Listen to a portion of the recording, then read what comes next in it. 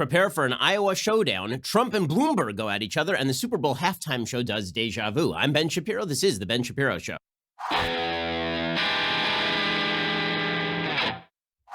This show is sponsored by ExpressVPN. Don't like the government spying on you and making sure what you're doing with your data? Well, visit expressvpn.com/Ben to stay safely anonymous. Alrighty, today is the day. Iowa caucuses. I know y'all enjoyed the Super Bowl last night. Well, those of you who didn't see the halftime show, I understand that yesterday was a time to get together and have our secular national holiday and all of this. But this week, man, I hope you drank heavily because you're going to need all of that alcoholic intake stored in your body for, I would say, siphoning out this week. I mean, I think that we're going to need to draw on that all this week because here's the deal. Got the Iowa caucuses tonight.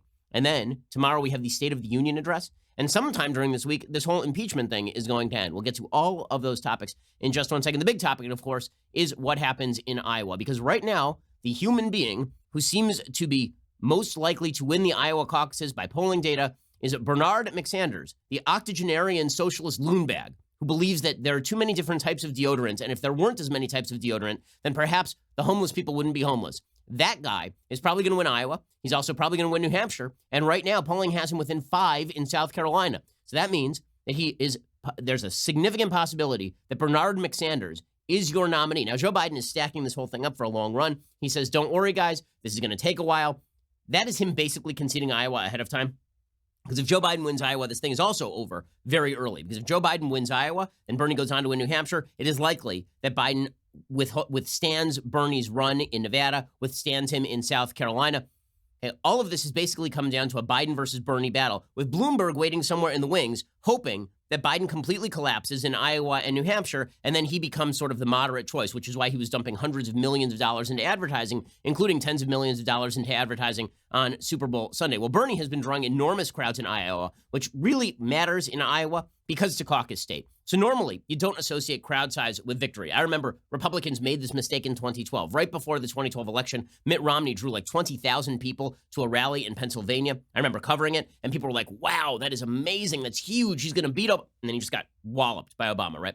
I mean, Obama won by fewer votes than he had over McCain, but it was still a very, very large victory for President Obama. Well, in Iowa, it's a little bit different because enthusiasm really does matter. Now, there are a few things to keep in mind in Iowa. One, Iowa is a disproportionately old state. So while we are talking about all the young people who are showing up for Bernie Sanders and their enthusiasm and the organization and the ground game and all of that, the truth is that Iowa, like most of the United States, is growing disproportionately old. According to the New York Times, Iowa's outsized role in presidential politics is often criticized for precisely that reason, but Iowa mirrors the nation's economy and demography in one very striking way: the state's rapidly aging population and the myriad economic, political, and social consequences that flow from it. The state is largely known for corn and soybeans, but it also is sort of bifurcated between the rural Iowa areas and the urban Iowa areas. It is increasingly driven by the impacts of its aging population. 20 years ago, Iowa had one of the oldest populations in the nation. Its senior population has grown rapidly since then. Now, the nation's older population has grown even faster. Now, today, Iowa is in the middle of the pack when it comes to ranking states by age. With that said, right now, well over 20% of the Iowa population is over the age of 60. So what that means is that those are Joe Biden voters. And bottom line is those are all Joe Biden voters. If you look at the polling data, Joe Biden polls in the single digits among young voters who are Democrat. Among old voters who are Democrat, Bernie Sanders polls in the single digits. So all the old people are like, yeah, we remember communism and it wasn't that great. We remember when the USSR was around, when Cuba was a thing, and like, we don't want that here. And we're not into the Democratic Party moving in that direction. We remember how it went for George McGovern, so we're just not going to do that.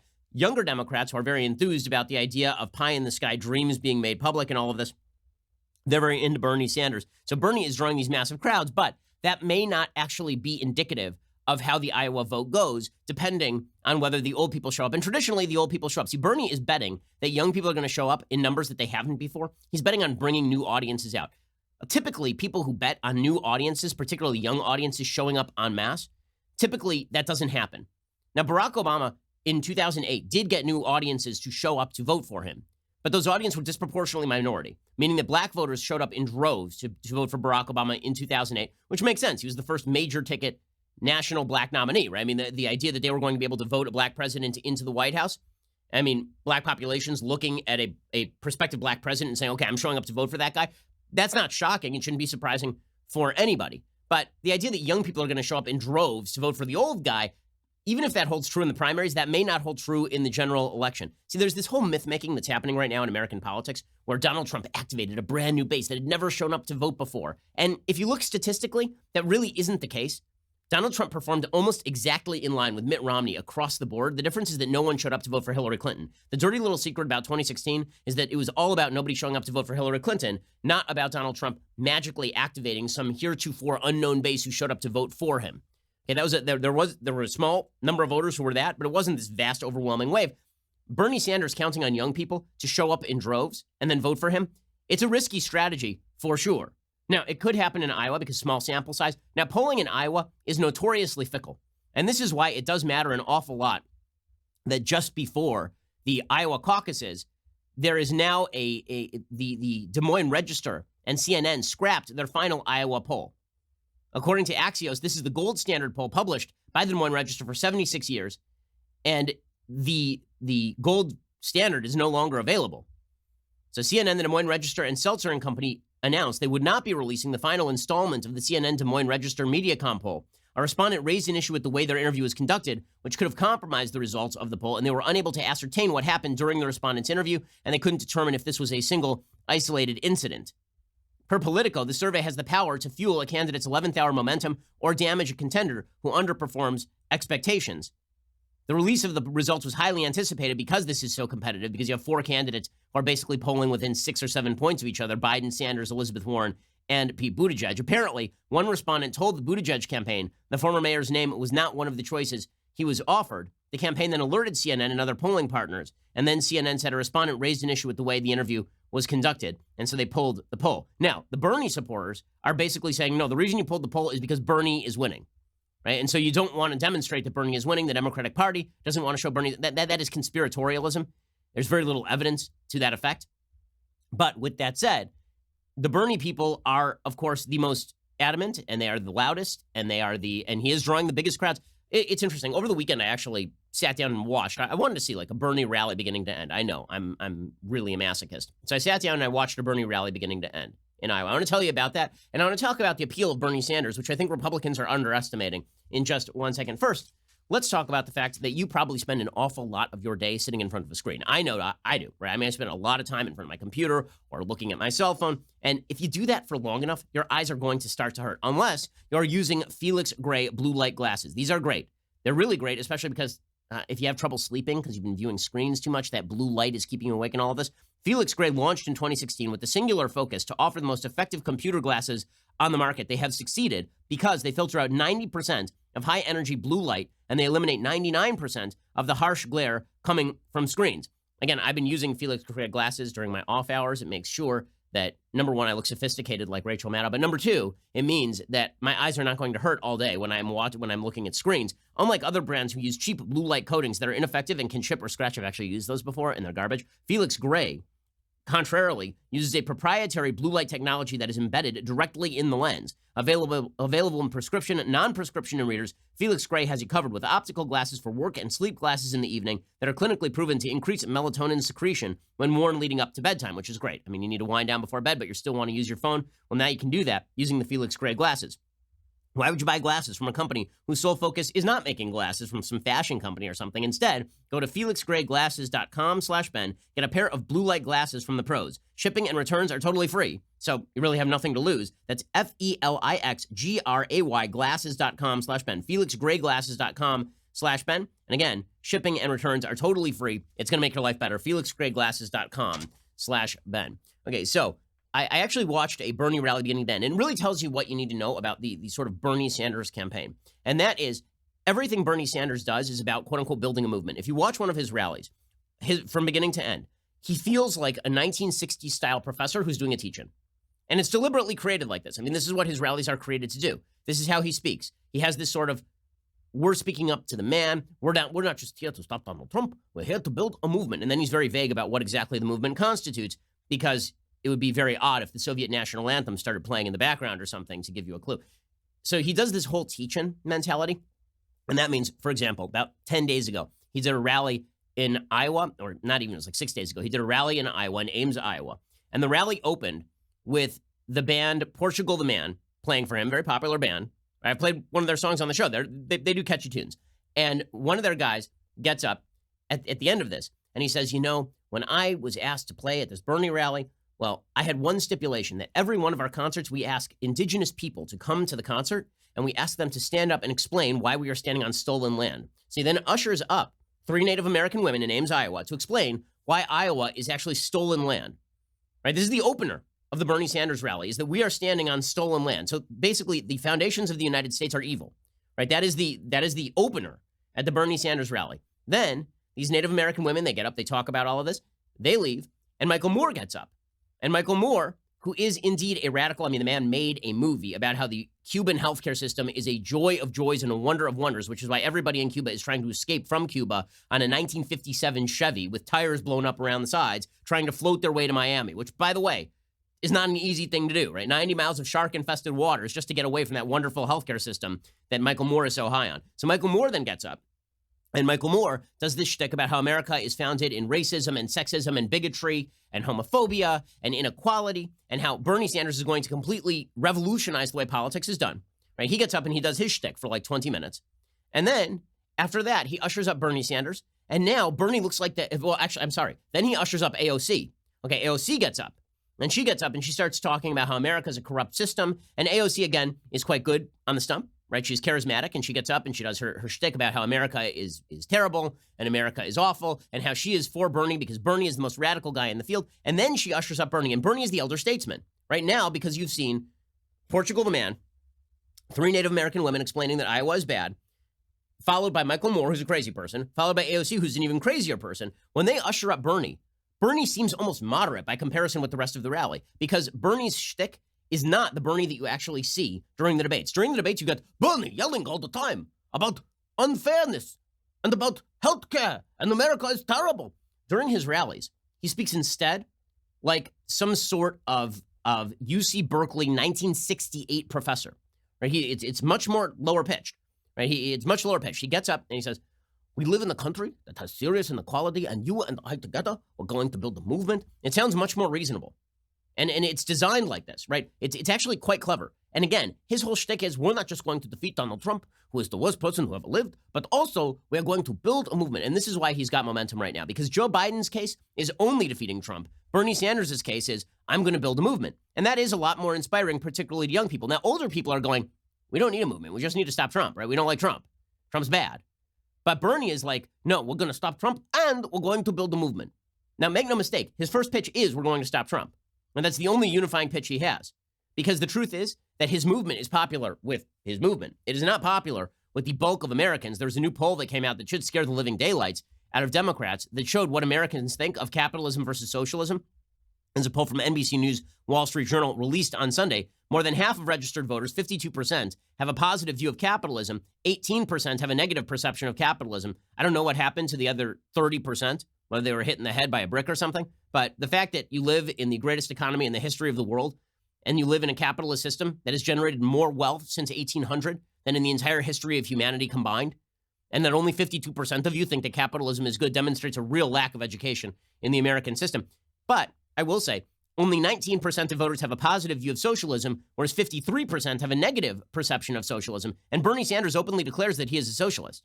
Right? He always says democratic socialism, but he's an actual socialist in the sense that he still cannot explain why he would not nationalize all of the industries he said he would want to nationalize. With that said, look, Bernie right now in this poll is leading Trump nationally 49-45. That is not enough to beat Trump, because when all the votes come in, it's probably more like 48 Trump, and most of those are in the swing states, whereas Bernie is racking up big scores in places like California and New York, right? Places that already agree with Bernie. So if you are in the Democratic Party base and all you want to do is beat Trump, you're scared. But this is why the primaries are really, really a problem for Joe Biden, because the people who are voting in the primaries are the most excited. They're the people who want to feel like they're part of a movement. They're the people who are the most passionate, the people who are the quote-unquote most well-educated, the people who follow this stuff the most closely. And those people are in Bernie Sanders' corner. So the primaries are cutting directly against the electoral interest of the Democrats. Now, with that said, do I think that Republicans who are rooting for Bernie's nomination are underestimating him? I do. I think that Bernie is shockingly shockingly interesting on the stump. Like having, again, watched one of his entire events over the weekend. I think he is shockingly interesting on the stump. I think that he's good at what he does, which is be a useless communist for his entire life, but give you the feeling that there's a conspiratorial elite coming after you, which is a different thing than like Elizabeth Warren does it, but it's louder and it's more brash and it's not as weird. It's weird, right? Because if you watch them in debate, you think that Warren is the one who's more modulated because in debate she is. But if you watch them on the stump, Warren is a lot less modulated than Sanders. Sanders comes off as softer spoken on the stump than Elizabeth Warren does, which is really kind of a fascinating contrast. Okay, but with that said, is Bernie in a position where the Democratic Party upper echelon should be frightened of him? They should. They should. Like, I think Republicans are underestimating, but I also think that it's quite possible that Bernie gets skunked by Donald Trump. And if you're a member of the Democratic Party elite, the fact that he's building a movement in the primaries that is not going to carry over to the general beyond that core is not going to be super helpful to you. And as you'll see, Bernie's people are actively alienating other elements of the Democratic Party, actively alienating those other elements. We'll get to that in just 1 second. First, let us talk about safety and security around your home. As you know, I am deeply concerned with safety and security. We get death threats on a fairly regular basis. We've had people, who are trying to threaten me, my wife, online in real life. Like, it's not fun. Okay, this means that I'm super concerned about safety, and this is why I use Ring. Ring allows me to make sure that my property is safe at all times. It means that when somebody rings the doorbell, I know exactly who they are because I can pick up from anywhere. It doesn't matter if I'm 3,000 miles away. Street crime in Los Angeles has been going up for a lot of people because the city is horribly run, and this has been happening in major cities all over the country. If you want to keep your house safe, really, Ring is the place to do it. Go check out Ring right now. They help you stay connected to your home anywhere in the world. If there's a package, delivery, surprise visitor, you get an alert and you're able to see, hear, and speak to them all from your phone. Now, as a subscriber, you have a special offer on the Ring Welcome Kit available at ring.com/Ben. The kit includes a video doorbell and a Chime Pro, which is what you need to start building a ring of security around your home today. Go to ring.com/Ben. That is ring.com/Ben. Again, ring.com/Ben, ring.com/Ben. Go check out Ring right now. Again, it'll make your house safer, it'll make your life better. Go check them out, ring.com/Ben. We use them, and you should too. Okay, so the base for Bernie Sanders, who is likely, again, to win the Iowa caucuses tonight, that base is actively alienating other parts of the Democratic Party. So over the weekend, a controversy broke out after Rashida Tlaib, who is a radical anti-Semite and a horrible human being, she was campaigning for Bernie. So I was amazed. There was an article last week suggesting that Bernie was upping his Jewish identity in advance of the 2020 election. Okay, let me say, as somebody who didn't have to up their Jewish identity, right? It's been pretty clear from the beginning because I wear the funny hat on my head and everything, right? As somebody who doesn't need to actively up my Jewish identity as though I'm leveling up in a video game just in time to pretend that I'm intersectional, Bernie Sanders pretending that he has any serious association with Judaism while campaigning with Linda Sarsour, open anti-Semite, Ilhan Omar, open anti-Semite, Rashida Tlaib, open anti-Semite, hanging out with the Jeremy Corbynites of the party, promulgating an agenda that includes funding of Hamas. He can stick it. Okay, I don't want to hear about Bernie Sanders' Jewish identity when that has basically amounted to conveniently pulling out his Jewish identity to pretend that he's not just a white guy every few minutes. That's pretty much his only association with Judaism. You don't get to play the I'm a Jew card after your association with Judaism has basically been campaigning with anti-Semites throughout your entire career, undermining the state of Israel and covering for the anti-Semitism in your own party. Sorry, you don't get to do that. That does not hold any water at all. Anyway, Rashida Tlaib is on stage, and this is, again, at one of these Bernie Sanders rallies. And Rashida Tlaib leads the crowd in booing Hillary Clinton. So here's the thing. You can get away with this in a primary when you look like you're running against the party establishment. This is what Donald Trump did in 2016, right? He ran against the party establishment. He ran against Jeb. He ran against the so-called higher ups, the Romneyites and all of this. And he was able to capture the party. But in the general election, the party rallied behind him simply out of opposition. I don't know, as much as the Democrats hate Trump, I don't know that in the swing states they hate Trump nearly that much. I think that most of the Democratic hatred for Trump is in real blue areas, not in those purple areas. I think Trump is unliked, but I don't think that he's disliked. I don't think that he's quite as polarizing as the Democrats think he is, such that they can be Rashida Tlaib and win a national election on this basis. Here's Rashida Tlaib, who is undermining unity inside her own party, actively booing Hillary Clinton, leading boos for the Democratic Party nominee who won the most popular votes in 2016. Talk about female solidarity here. Here goes Rashida Tlaib directly after Hillary Clinton. Iowa, we have 3 days. I don't remember if you guys remember last week when someone by the name of Hillary Clinton said that nobody, we're not gonna boo, we're not gonna boo. We're classy here. We're classy. I'll boo. Boo. She's so woke. You all know I can't be quiet. No, we're gonna boo. That's all right. The haters will shut up on Monday when we win. Okay, and everybody is laughing, and everybody is cheering, and Ilhan Omar is laughing, and Jayapal is laughing. Okay, that's amazing. First of all, I wish I had a bowl of popcorn right here because I would just be shoveling it in my mouth right now. Just give me that popcorn, because the Bernie versus Hillary thing didn't end. It never is going to end. And the fact that Rashida Tlaib ripped that scab right off because she is the dumbest politician in Washington, D.C. I mean, she's truly awful. It is incredible. And this is the Bernie campaign. Right? This is the draw of the Bernie campaign is we're building a movement. But the problem is you don't actually see modulated Bernie on the campaign stump. You don't see that in the marketing materials, right? The kind of subtle Bernie that you see on the campaign stump, you don't actually see that when you've got people like Rashida Tlaib and Ilhan Omar making this case. So Rashida Tlaib tried to back away from this and suggest, no, it was wrong for me to boo Hillary Clinton. I really shouldn't have done this. And then Michael Moore, of course, jumped into the fray and defended Rashida Tlaib. There's a picture for you. He says, so proud of my longtime friend from Michigan who spoke the truth last night at the Bernie rally in Clive, Iowa. The audience booed Hillary, and then somebody tried to shush them, and Rashida said, don't shush them, boo Hillary and anyone else who doesn't speak the truth. So they are just ripping the scab off. They're going directly at the quote-unquote establishment Democratic Party, which, of course, is scaring the daylights out of the Democratic Party as they face up against Donald Trump. And this is what the American people are going to see. They're not going to see Bernie on the stump for 2 hours. Again, I watched that rally. Most people are not going to watch a 2-hour Bernie rally. They're not. Instead, what you're going to get is Bernie calling for the complete destruction of the American way of life, and his surrogates like Ilhan Omar doing the same thing. So Ilhan Omar was on the stump for Bernie Sanders, and she described how disappointed she was to see homelessness in America. Now, let me just point out, this human being moved to the United States and was taken in as a refugee by a kind and generous country from Somalia. And she's complaining about how unfair America is because she's seen homeless people here. Do you have any idea how insanely ungrateful this is? It is one thing to say America needs to do better to solve the homelessness crisis. I agree, we do, although the policies she's promoting won't do any of that.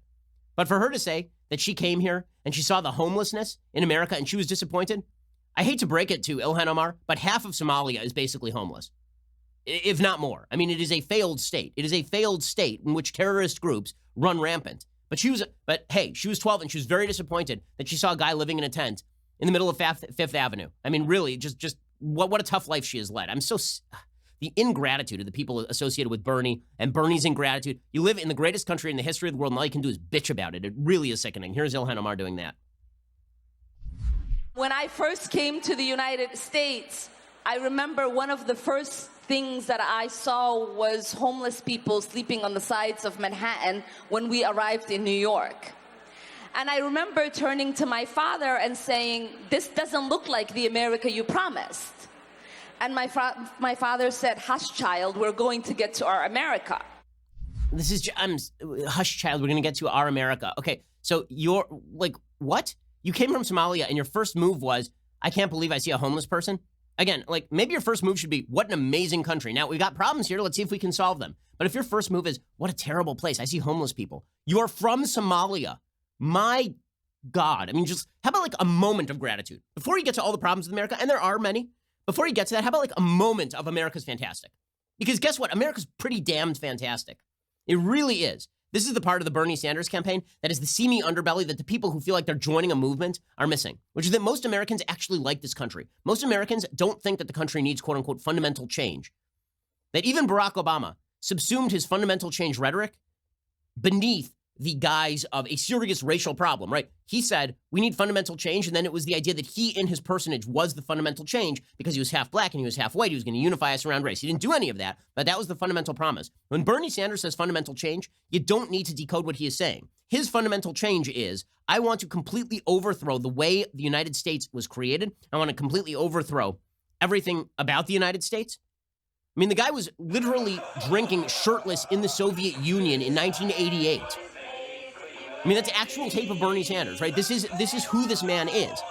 So when he says fundamental change, a rational person says, okay, the fundamental change I see is the fundamental change of destroying capitalism, destroying the greatest economy in the history of the world, destroying free markets and individual rights. Okay, that's what most Americans see. Now, the problem is in a Democratic primary, that ain't going to hold. In a Democratic primary, that's not enough to stop him. because the only Democrats, like really, there could be a Democrat who was willing to come out this way and really bash Bernie, but they were all doing the same routine that Republicans did with Trump in 2016. Truly, I'll get to that in just 1 second. First, let us talk about your sleep quality. So would you like to make your sleep quality better? I have a very easy answer for you. Personalize your mattress the same way you personalize everything else. We live in the golden age of personalization, right? Everything is personalized to you. Your meal is personalized to you. Right? Everything is personalized to you. Why should your bed not be personalized to you? Your mattress should be, right? I mean, you're on it for 8 hours a night minimum.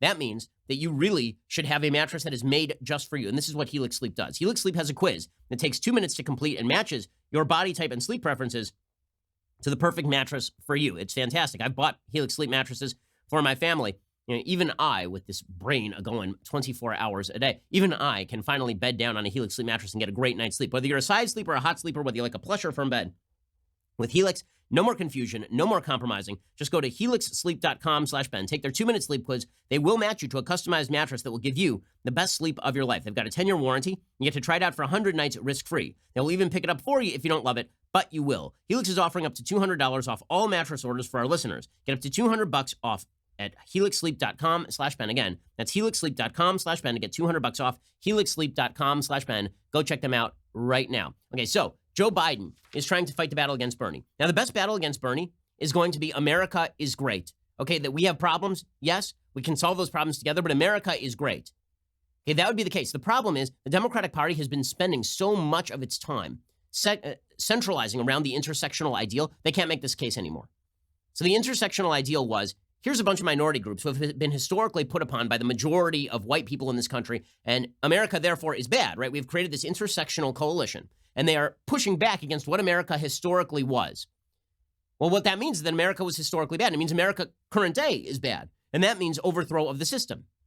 And when you siphon from that well, when you're constantly drawing on that, it's very difficult to then turn around and say, listen, America's pretty great, and overthrowing America as it stands is a really bad idea. And so you're left with this weak tea garbage. You got Joe Biden going out there saying, how is Bernie going to pay for all this? You think anyone in the Democratic Party gives two craps about paying for things? You think they care about this? Everybody, right, left, and center, has been driving up the deficit at an insane rates. We have a $1 trillion deficit this year. You think anyone cares about this? Good luck for Joe Biden pointing out that Bernie Sanders' plans are irresponsible and never reachable. This ain't going nowhere. If Biden's best pitch against Sanders is he doesn't know how to pay for this stuff, that's not a good pitch. The only kind of pitch that would work against Bernie Sanders is a case in which you actually point out that Bernie Sanders is Dennis Kucinich, or that Bernie Sanders is a radical who wants to remold America, and America is pretty great in the first place. But Democrats have spent the last 10 years proclaiming America is awful, right? This is the party of the 1619 Project. That means that Biden's on the ropes, even though Biden probably is where the heart and soul. Most Democrats, I really believe, most people who vote Democrat do not believe that America is an inherently crappy place. I don't believe most Democrats believe this. And I think if you look at the polls, this is right. Most Democrats do not believe that America is inherently evil, that it was born in evil, that America is rooted in 1492 or 1619 in principles of exploitation and principles of slavery. Most Democrats don't believe this, but nobody in the Democratic Party is willing to stand up and say this because they are afraid of the media blowback. They're afraid of the Twitterati, and they're afraid of Bernie Sanders and his angry base. So instead, they're relegated to making dumb arguments like Joe Biden, that he's fiscally responsible. You think anybody cares that Joe Biden is more fiscally responsible than Bernie? Good luck with this. Bernie's dilemma, from my perspective, is that he is not being straightforward on how he's going to get done what he's suggesting and the cost of what he's suggesting.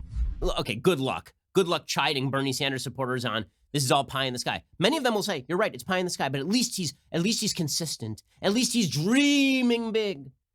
And unless you're going to present a conflict of visions, you got nothing.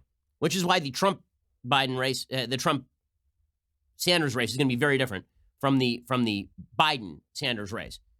Okay, John Kerry, again, what this means is that if you've bought into the basic premise that America is a bad place, that America is crappy, and America is historically evil, and all of that America is not inherently great, if you bought into that, then we're just arguing over the boundaries of spending. And when you come to, and again, once you're arguing not over morality, but over accounting, then Bernie's got the advantage inside the Democratic Party on that. Because again, no one in the Democratic Party has the stones to just say, Bernie's vision of the United States is wrong. It is incorrect. Nobody in the Democratic Party will say that. So instead, you get people like John Kerry, who apparently was overheard by reporters saying that Sanders was taking down the party. Well, the difference between John Kerry and Bernie Sanders is that Bernie says the quiet part out loud. John Kerry is a man who back in the 1960s in the early 1970s. He went to Vietnam. He came back. He threw his medals over the fence of the White House. Right? This is a person who went during the Winter Soldier testimony and suggested that American soldiers were raping, looting, pillaging, cutting off ears, electrifying genitals. Right? I mean, this is like torturing people. Right? This is what John Kerry said in congressional testimony. And then he became a United States Senator on the back of this. He ran in 2004, and he tried to then run on the basis of America is good. And Bush was like, well, yeah, but all that stuff about like what you said before, what does that mean? The problem is once you get in bed with the actual anti-American left, it is very difficult to get out of bed with the anti-American left. Once you're in bed with the anti-American left, you will be screwed. It is just a question of how. So John Kerry apparently was suggesting on his cell phone in the middle of Iowa, which is a genius move, that maybe he would jump in the race. Yes, I am sure that John Kerry would be able to defeat Bernie Sanders in a way that Joe Biden has not. We need another octogenarian, useless person. That's what we need. John Kerry. So John Kerry tweeted out last night, as I told the reporter, I'm absolutely not running for president.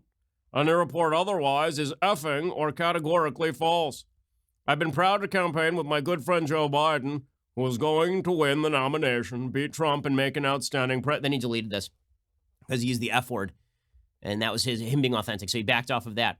But again, the entire Democratic Party is gradations of Bernie. Once you're gradations of Bernie, Bernie has the advantage. You're seeing this in everybody from Pete Buttigieg, who used to proclaim that he was a moderate, to Elizabeth Warren, who at one time was in favor of school choice. Now they are all just doing gradations of Bernie. Right? Listen to Ayanna Pressley. So Ayanna Pressley was out campaigning for Elizabeth Warren. Ayanna Pressley, of course, is the congressperson from Massachusetts. She's the sole member of the squad who did not endorse Bernie Sanders. And so she was out there making the suggestion that Elizabeth Warren knows we live our lives in complexity and intersectionality, which is to say America's a crappy place. Because again, the theory of intersectionality, at least when it comes to politics, is that there are a bunch of dispossessed groups, and that when you put them all together in opposition to quote unquote mainstream America and the system, that this is amounts to the overthrow of the system. Here's Ayanna Pressley making the Bernie Sanders case, but doing it on the basis of race as opposed to class. Elizabeth's got a plan for that. But she's got a plan for all of it that is true to how we live our lives, which is in complexity and intersectionality and in nuance. She speaks my love language. She knows the power of the pen and the power of policy. She speaks her love language. Is that gifts or is that like is that feelings? Like there are 5 love languages, by the way. So I don't know which love language she specifically. If your love language is intersectionality, you're doing love languages wrong. Okay, in just a second, we're going to get to President Trump and his take on all of this. Because again, Trump's take on all of this is directly the anti-Americanism of Bernie Sanders. When I say he's anti-American, I mean he literally believes the idea of America is bad. He believes that America was founded in evil. He believes that America was built on the backs of the impoverished. He believes that America is a story of exploitation and intersectional grievance. That's what he believes. And he just believes it more in a class way than in a race way. But the problem for the Democratic Party is they were trying to draw on that energy in the same way that the Republican Party in 2016 was trying to draw on the populist energy of Trump. And so they never took on a sort of bleak picture of the United States. And he ended up cruising to victory in the primaries. The same thing is happening with Bernie. You can't crib off Bernie's sheet and then hope to beat Bernie. That's what Elizabeth Warren tried. It failed. Biden tried it in a very subtle way, which is he would sort of crib off of the intersectionality. America's kind of crappy. We've been ruined. But Biden should have made his pitch more explicit, right? Biden's pitch was that America was great when Barack Obama was president. Now it's bad because Trump is president. Now I'm going to make it great again, to coin a phrase. But instead, he couldn't do that. He couldn't do that because Bernie was out there basically saying, yeah, but even under Barack Obama, none of these problems were solved. Once you drink from the well of intersectionality and political grievance, whoever drinks most deeply, whoever quaffs most deeply from that well is going to win the nomination. Right now, that looks a lot like Bernie Sanders. We'll get to President Trump's counter pitch in just 1 second. First, let us talk about your employees. So let's say that you are an employee with lots of outside interests. Let's say that you love whittling. Let's say that you're a big fan of various survivalist shows, and so you just get up on those skills. Let's say that you're obsessed with any variety of topics ranging from Star Wars to watches, but let's say that you just don't show up for your job in the morning. Like let's say that your name rhymes with Nick. Let's say that happens. Like you're a really interesting dude, but you may not be all that fascinated with your job. Well, if you're the employer of Nick, perhaps you're going to ZipRecruiter.com right now and checking out alternatives to Nick. Yeah, he's an interesting guy, but maybe Nick would best be served by working at like an outdoors company where he could really hone his skills. Maybe he could like carve himself a pan flute or something, but not on your dime. Well, if you're looking for better employees, ZipRecruiter is the only way to do it. With results like ZipRecruiter brings, it is no wonder that 4 out of 5 employers who post on ZipRecruiter get a quality candidate within the very first day. They help you sift through the candidates. They provide the best candidates to you.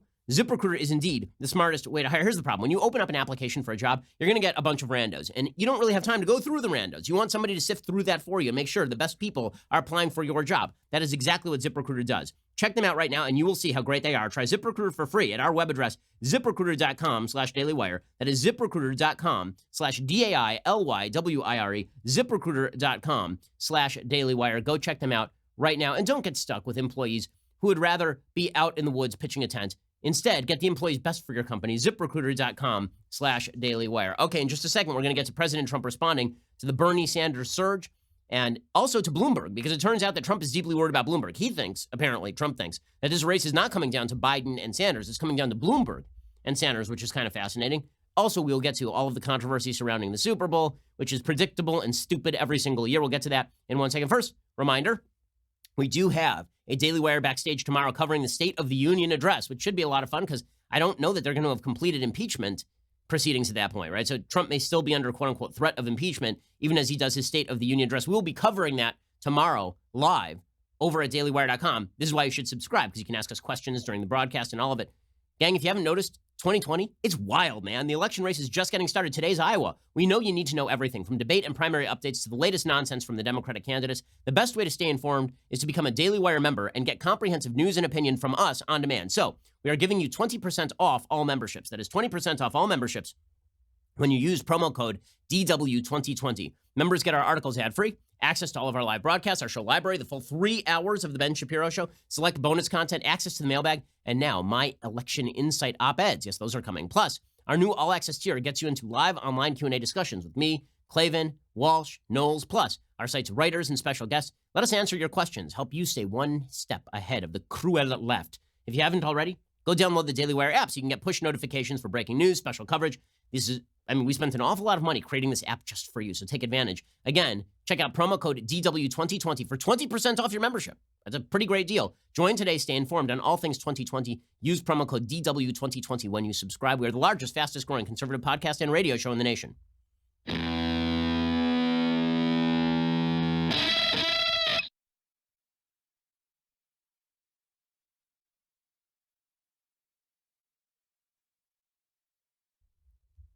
Okay, so President Trump, for his part, obviously believes that this primary is coming down not to Bernie Sanders versus Joe Biden. He believes it is coming down to Bernie Sanders versus Michael Bloomberg.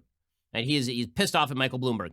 First, he correctly calls Joe Biden, he calls Bernie Sanders a communist. Now, everybody in the media is like, he's not a communist, he's a democratic socialist. Okay, so let him explain why capitalism is good. Really, like he's made sort of weird open-ended comments about why he's not opposed to free markets. But like, let's hear him talk about the glories of the free market for a second before we grant him that he doesn't want to nationalize all industry. How is it that no one in the mainstream media has asked Bernie Sanders, back in the 70s when you were in your mid-30s, okay, we're not talking about you were 17, when you were in your mid-30s, you ran at the head of a party that called for nationalizing the banks, the energy industry, and heavy industry in the United States. You still for that? And if not, why not? What changed? Did you realize that was unrealistic? Are you looking for a transitional plan? Like, what exactly changed right here? So when Trump says, like, you've backed every communist regime ever, and also, it seems like you're kind of a commie. The reality is he is kind of a commie, okay? Here's President Trump going off on Bernie Sanders. Do we have him going off on Joe Biden and Bernie? There we go. Whatever comes to your mind. Okay. We'll start with Joe Biden. I just think of Sleepy. I just watch him. He's Sleepy, Sleepy Joe. Bernie Sanders. Well, I think he's a communist. I mean, look, I think of communism when I think of Bernie. Now, you could say socialist, but didn't he get married in Moscow? And that's wonderful. Moscow's wonderful. Might have been the honeymoon. You don't think necessarily, well, whatever, but you don't necessarily think in terms of marriage, Moscow. Okay, that's all fair. And he's going to be hitting Bernie on all of this, right? And this is what he should be doing, right? He should, honestly, like him going after Bernie on the fact that Bernie believes that America is inherently bad is not a bad way to go. Because most Americans don't believe that America is inherently bad such that it requires revolutionary Marxist change, which is what Bernie is calling for. Meanwhile, Trump is upset about Michael Bloomberg. So Bloomberg has been spending all this money targeting Trump hundreds of millions of dollars targeting Trump. He's been rising in the national polls. According to some national polls, he's running as high as number 3 after Biden and Sanders. If Biden were to collapse, then Bloomberg presumably would be the inheritor of the quote-unquote moderate mantle. This has led President Trump to go on Twitter and say, Mini Mike is part of the fake news. They're all working together. In fact, Bloomberg isn't covering himself. Too boring to do. Or other Dems. Only Trump. That sounds fair. It's all the fake news media, and that's why no one believes in them anymore. Okay, all of that is fair except for the Mini Mike part. I tire of Trump's, really, like, I'm kind of annoyed by the physical, like, pencil neck shift, Mini Mike, like, all of this is such schoolyard nonsense. But Trump says, many of the ads you are watching were paid for by Mini Mike Bloomberg. He's going nowhere, just wasting his money, but he is getting the DNC to rig the election against crazy Bernie, something they wouldn't do for Cory Booker and others. They are doing it to Bernie again, 2016. So here's Trump militating in favor of Bernie, right? Trump says he wants to run against Bernie. It's pretty obvious he wants to run against Bernie. And then he goes after Bloomberg again, calling him little. Like, if your chief diss on Bloomberg is not that he's a government nanny state who wants to control everything, but that he is a little man, that he's 5'8", and that because Michael Bloomberg, like he suggested yesterday that the DNC was going to provide an Apple box for Mike Bloomberg to stand on. This is all such schoolyard crap, but whatever, man. Again, this is the thing. If Trump could just withhold this for like a second, if Trump could just spend 1 second and be like, let me explain why America is great and why Bernie Sanders' vision of America is garbage, he'd win walking away. If he insists on going to Michael Bloomberg is short, what do you think suburban women feel about that? Seriously, do you think suburban women are like, well, now that the president said he's short, I can't stand Michael Bloomberg. I don't like short men. I mean, come on. Here he is going after Michael Bloomberg and calling him short. Michael Bloomberg. Very little. I just think of little. You know, now he wants a box for the debates to stand on. Okay, it's okay. There's nothing wrong. You could be short. Why should he get a box to stand on, okay? He wants a box for the debates. Why should he be entitled to that? Really? Then does that mean everyone else gets a box? I guess if they want one, I will have to negotiate well, the other thing boxes. That's very interesting. Cory Booker and all these people couldn't get any of the things that Bloomberg's getting now. I think it's very unfair for the Democrats, but I would love to run against Bloomberg. So your chief critique is that he wants to stand on a box. Now, maybe I'm oversensitive to this because I get a lot of height jokes. I am 5'9", by the way. But I will say that that's a weird critique. Like, he shouldn't be president because he wants to stand on a box is a very weird critique, especially when he tried to ban soda in New York City. And his policies on cigarettes led to a crackdown on people selling Lucy's in the street. Right? Like there's like plenty to attack Michael Bloomberg on. His gun control agenda is nonsense. Okay, by the way, Michael Bloomberg then shot back in exactly the way that you would think that Michael Bloomberg would shoot back. Now you have Bloomberg's campaign saying that he is fat and orange. So I guess this is where we're going. Bloomberg campaign spokesman Julie Wood said, quote, he's a pathological liar who lies about everything, his fake hair, his obesity, his spray-on tan. And then the former mayor said that Trump lies about everything, so you shouldn't be surprised he said things like that. I stand twice as tall as he does on the stage. That matters. Okay, so now we're going to get into fights over who is fat and who is short. And like, I guess this is here's the thing.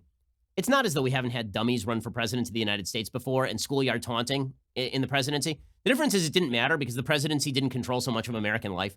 This is why, if you don't like any of this, join me over here in the libertarian corner where we wish to minimize the power of government so we don't care what idiots are presidents of the United States. We don't care. Like, they don't bother us. That'd be great. Then I wouldn't have to worry about any of this dumb stuff.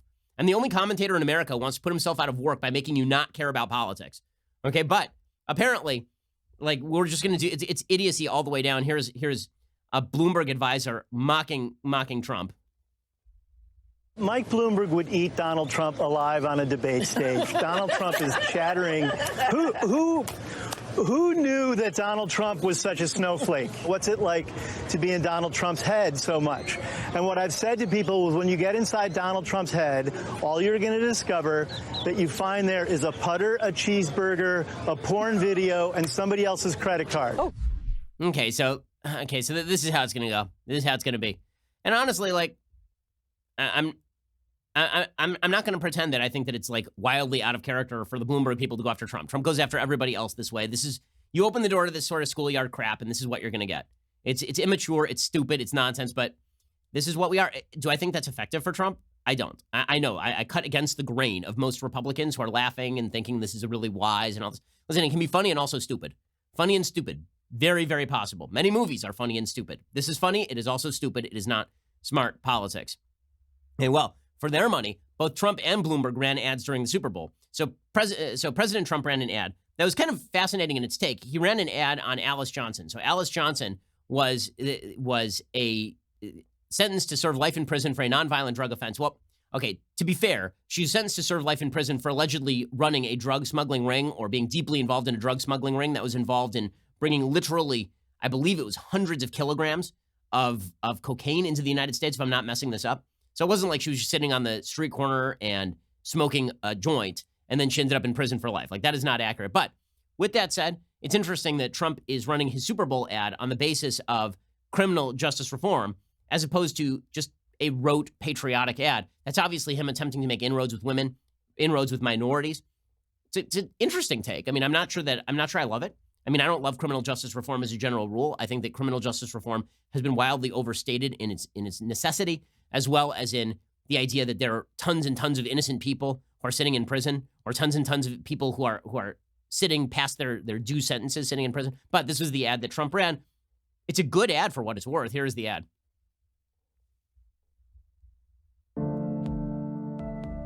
It says Alice Johnson sentenced to serve life in prison for a nonviolent drug offense.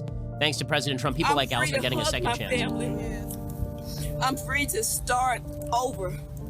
This is the greatest day of my life. Politicians talk about criminal justice reform. President Trump got it done. Thousands of families are being reunited. President Donald John Trump. Woo! Thank you. I'm Donald Trump, and I approve this message. Okay, so here's my feeling about political ads like this one. I think it's a mistake for politicians to try to be what they are not. Okay, for Trump to play the, like, I'm super compassionate card during the Super Bowl, like, what I am known for is my compassion and reuniting of families. Like, it's true with regard to criminal justice reform. Possibly. It's also true that criminal justice reform may end up with more criminals on the streets. Also, you're never going to beat Democrats at this game because Democrats just want a jailbreak. Democrats are just like everybody who ever committed a crime should be out on the streets. Meanwhile, Michael Bloomberg ran an ad blaming Trump for gun violence, which, again, I don't think that this is a particularly smart ad either by Bloomberg, but all right. On a Friday morning, George was shot. George didn't survive. I just kept saying, you cannot tell me that the child that I gave birth to is no longer here. Lives are being lost every day. It is a national crisis. There's 2,900 children die every year from gun violence. He's been in this fight for so long, he heard mothers crying, so he started fighting. When I heard Mike Les stepping into the ring, I thought, now we have a dog in the fight. Okay, so it's a gun control ad on behalf of Michael Bloomberg. First of all, that 2,900 statistic apparently is not correct. Apparently, it's about half that. But in any case, that's also a weird take from Michael Bloomberg. You would expect him to run an anti-Trump ad in a time when people don't like Trump. Right? That was actually his promise, that him spending hundreds of millions of dollars would benefit the Democrats generally because he'd be attacking Trump with all that money. That's not really an attack ad on Trump so much. And then, again, you have the oblique ad from Trump. Very weird takes for those Super Bowl ads from Trump and Bloomberg. But apparently Trump believes that Bloomberg is sort of going to be the replacement for Joe Biden as Joe Biden falls out of contention. We'll know a lot more tonight. Meanwhile, I'd be remiss if I did not note that the Super Bowl had another round of silly controversies. The dumbest controversy of all, of course, was President Trump last night deciding that Kansas City was actually in the state of Kansas. So he originally tweeted, "Congratulations to the Kansas City Chiefs on a great game and a fantastic comeback under immense pressure. You represented the great state of Kansas and, in fact, the entire USA so very well. Our country is proud of you." Kansas City is in Missouri, so he got the state wrong. This led to a number of sort of hilarious memes of the state of Kansas with the Sharpie marked, like he did with the hurricane path, with the Sharpie marked to now include Kansas City. Congratulations to citizens of Kansas who now have taken control of Kansas City without a shot fired. That's exciting stuff. So this of course, led to all sorts of dumb memes on Twitter in sort of more important, or let's put it this way, more indicative controversies surrounding the game. The NFL aired a patriotic display, which they do every year. Like, I was at the Super Bowl a couple of years ago. They had a big patriotic display before the game. Very nice. And this is the dirty little secret, is that the NFL plays on everybody's patriotic feelings because most Americans are still patriotic, right? This is what Trump should be honing in on, not the criminal justice reform stuff. He should be honing in on Americans' sense of patriotism and contrasting that with Bernie's sense that America is an awful, terrible, no good, very bad place. Beyonce and Jay-Z refuse to stand for the anthem. Now, this stuff is just irritating. I'm sorry. If you want to talk about your problems with policing in the United States, you are free to do so. It's a free country. But this notion that you sit for the national anthem in the same way that Jackie Robinson faced racism, Beyonce and Jay-Z are facing racism, as they sit there billionaires and they sit for the national anthem, it's just obnoxious garbage. It truly is. It's really obnoxious. And it falls into the Ilhan Omar, I'm ungrateful to be in the country routine. You're free to do whatever you want. It's a free country. But it's gross. It's gross. I'm sorry, Jay-Z and Beyonce. Wow, what? Now, this is Jay-Z trying to buy it back, because remember, Jay-Z had broken with Colin Kaepernick, the great hero of our time. So they were sitting for the national anthem, studiously doing so, which is just, again, yucky. Very, very yucky. And then there was the controversy over the Super Bowl halftime show. Do you get the feeling? I get the feeling the Super Bowl is not what it used to be. Like, a lot of people that I know who I'm friends with, like 5 years ago, everybody watched the Super Bowl. I don't know what the ratings were this year yet. Just on a personal level, I feel like more and more Americans are like, okay, this isn't what it used to be. I'm really not that into it as much as I was.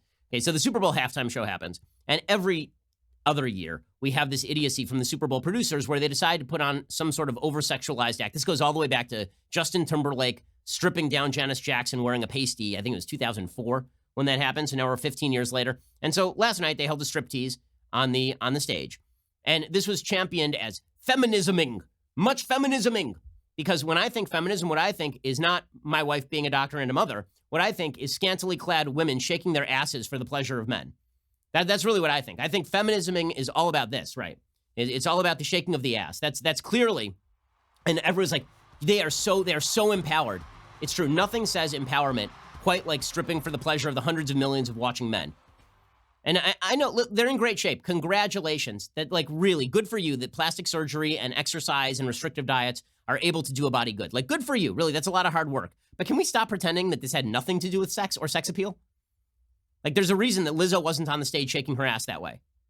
Okay, and like, really, there's a reason the Super Bowl cast it this way. There's a reason that J-Lo was doing, like, actual pole dances, right? She did a pole dance in the middle of this, right? She actually got up and she was, like, caressing her own privates and doing a full-on pole dance. And then girls aspire to something better. There are all these commercials about female astronauts. And then the halftime show was a sexy woman climbing on a pole and doing a pole dance. Just, wow, just so impressive. And in every way, I think feminism, go to medical school, or be a lawyer, or be a mother, or be a stripper. I mean, that's very exciting stuff. And can we stop pretending that this was not a striptease? Of course it was a striptease. The whole thing is performed as a striptease. Like, seriously. So a few things. One, it is not racist or sexist to point out that this was a striptease and is inappropriate for children. And that is patently obvious. You may have enjoyed the striptease. More power to you. It's a free country. You may have thought that this was a wonderful example of Western art. All right. I mean, I think that your taste is garbage, but sure.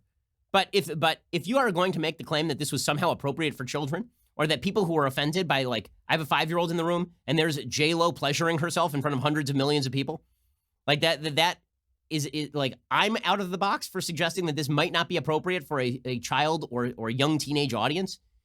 Like when Shapiro dancing with a rope as though she is at the Déjà Vu nightclub is going to like, look at this. Like, come on. Like, really? Like, she's good at shaking her hips. Like, that's, congratulations, but this is, okay, with the close-up, like, okay, it's not just me, okay? I'm not just saying, what's funny is when people put on these very sexualized acts, and then when you point it out, they're like, why are you so concerned about maybe what's in your head? What's in my head is the same thing that's in your head. What do you think is in your head? She's shaking her, like, the whole song is this. What do you, come on. I don't think that she's doing mathematics. She's not doing higher calculus. She's not sitting there doing your taxes. Like, what? Come on. This is so silly. It's also silly. This is what folks on the social left like to do. They will do things like they'll put drag queen story hour out there. And then they'll be like, why are you so offended that we're putting drag queens in front of children? It's because you're intolerant and you're closed-minded. And it's like, well, no, I just don't think that drag should be done in front of small children. That seems inappropriate for small children. Like, because you're a bigot. What's in your head? The same thing that's in your head, which is why you're putting drag queens in front of children. Right? You wouldn't be doing it otherwise. You wouldn't think it was important to do otherwise. What's going through my head? Why do you think Shakira and J-Lo are stars? Because of the quality of J-Lo singing? Like, it has nothing to do with her look? Nothing at all? Why do you think she was being celebrated last night? Because you think that if this were just, her standing in front of a microphone singing like normal and not jiggling her ass, that this would be getting the same sort of attention? Don't be upset when people pay attention to the thing you're begging for attention from. The left act like teenagers. They really do. It's like they dye their hair blue and they get 3 nose rings and like, why are you looking at me? Why are you looking at me?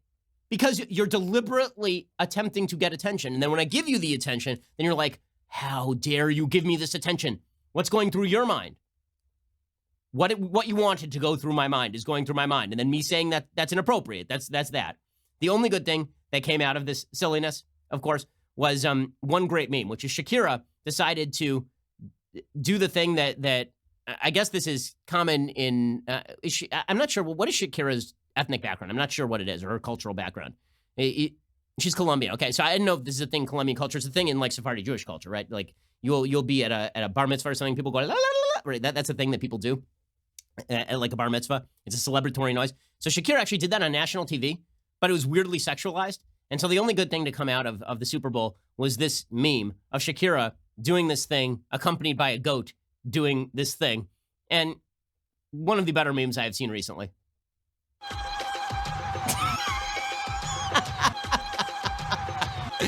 Oh, this is so stupid. Our culture's so dumb. We deserve whatever we get, okay?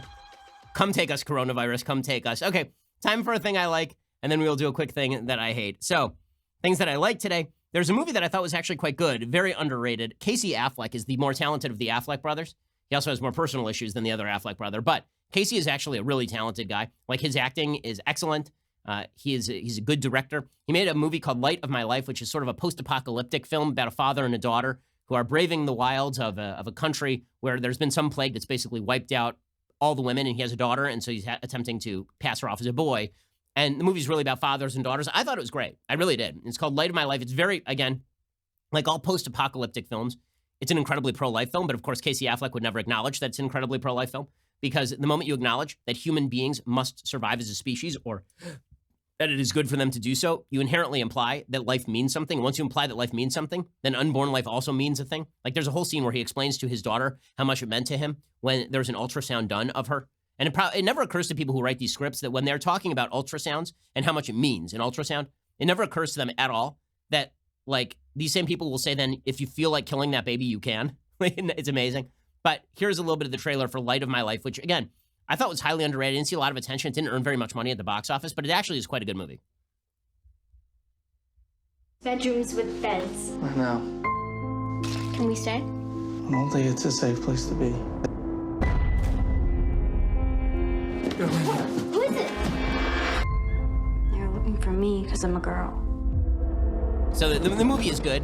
I actually liked it better than The Road. I know a lot of people love The Road with Viggo Mortensen. I thought this is actually kind of a better movie. So you can check it out. Worthy of the watch. I think it's on Amazon Prime, I believe. So you can check that out. Okay, time for a quick thing that I hate.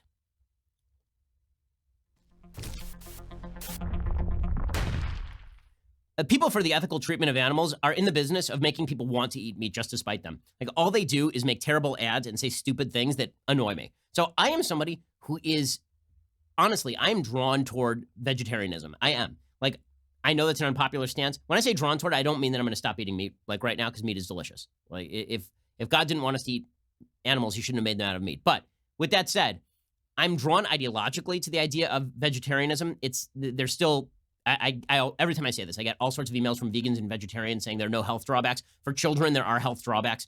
The source of protein in animal is much better than the source of protein in vegetables. But in any case, I'm somebody who would actually be warm to the idea for animal rights. Like, I'm not that animals have rights, but that you should treat animals with humanity. I'm drawn toward that, even though I'm not an animal lover. It seems to me that treating animals with cruelty is a sign of great human evil. And that if there comes a future in 100 years in which people look back on things we're doing today and they say that's barbaric, probably meat eating will be one of those things. But PETA makes me want to go out and just do nothing but eat steak for the next week. So they cut an ad, and the ad was not aired at the Super Bowl, and then they were whining about it, which united the obnoxious virtue signaling of PETA with Colin Kaepernick. So it's like all the things that are garbage in one ad. So here is the PETA ad. It shows a bee flying over a valley, and then the bee is taking a knee, and then they're playing the national anthem. Then the bear is taking a knee, and then the fish are taking they don't have knees. I don't know what they would be taking exactly. And then you've got a wolf and a fox taking a knee, just like Colin Kaepernick, guys. And then a mouse, and then a dog, and they're all taking knees. First of all, I don't eat a dog. Do you eat a dog? Like, I haven't lately. A horse taking a knee. Okay, and the idea here, and then a pig taking a knee. So basically, all these animals taking a knee, just like Colin Kaepernick, and then a child taking a knee. Because we all kneel for the national anthem because America is evil and bad. And then the American eagle taking a knee. Oh. Okay, so this makes me want to do nothing but eat meat. Nothing. Because this is so, it's respect is the right of every living being is what it ends with. End speciesism. Speciesism? Okay, I'm going to go with no, human beings are different than animals. And if you don't believe that, I remember the PETA did an ad years ago called Holocaust on Your Plate. And I just thought to myself, you pieces of crap. Like, the Holocaust was an actual thing that happened with actual human beings. And if you cannot differentiate between the quality of a human being and the quality of an animal, and if you believe that they truly are the same, then you have a screw loose. This is what makes me want to eat animals on an ideological level. Like, once you say that I shouldn't eat animals, not because cruelty to animals is inherently a bad thing, but because animals and human beings are on some moral plane equivalent, now you make me just to demonstrate that animals are not human beings want to eat a cow. Because animals are not human beings. And the fact that people are attempting, because here's the thing, once you start saying that animals are human beings, then you're also saying that human beings are animals, and that ends in a lot of awful, ugly places throughout human history. Okay, we'll be back here later today for 2 additional hours of content, so stick around for that. Otherwise, we'll be back here tomorrow. Also, remember, tomorrow night is our Daily Wire Backstage live coverage of the State of the Union address, which should be an awful lot of fun. We'll be rehashing, I'm sure, Iowa, looking forward to New Hampshire, and all the rest. So go subscribe right now at Daily Wire. When you use DW2020, you get 20% off our subscriptions. When you subscribe, you get special access to the Backstage. So Daily Wire Backstage happening tomorrow night. Go check us out, and we'll see you here a little bit later or tomorrow. I'm Ben Shapiro. This is The Ben Shapiro Show.